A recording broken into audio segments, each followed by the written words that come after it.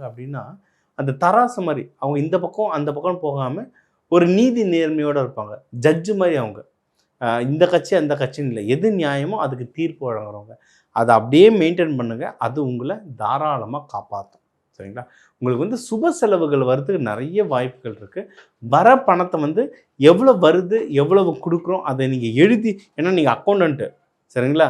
நீங்கள் எழுதி எழுதி வச்சுக்க நீங்கள் அதில் வந்து ஜெயிக்கிறதுக்கு அதிகமான வாய்ப்புகள் இருக்குது. ஓகே, நீங்கள் வழிபட வேண்டிய தெய்வம் வந்து மகாலட்சுமி தாயார் வழிபடலாம், லக்ஷ்மி நரசிம்மர் வழிபடலாம், சிவபெருமான் வந்து முழு அலங்காரத்தில் அம்பாளோடு சேர்த்து வழிபடலாம். இந்த தெய்வங்களை வெள்ளிக்கிழமை சுக்கிர ஹோரையில் ஏதாவது அன்னதானம் கொடுத்து இல்லை தூபம் போட்டு நீங்கள் வழிபடுறது ரொம்ப நல்லது. அந்த நீங்கள் பால் சம்பந்தமான அன்னதானங்களை வரவங்களுக்கு பால் பாயாசமாவோ பால் ஸ்வீட்டாவோ தர இந்த பிப்ரவரி மாதம் வந்து உங்களுக்கு ஒரு சூப்பரான மாதமாக அமையும்.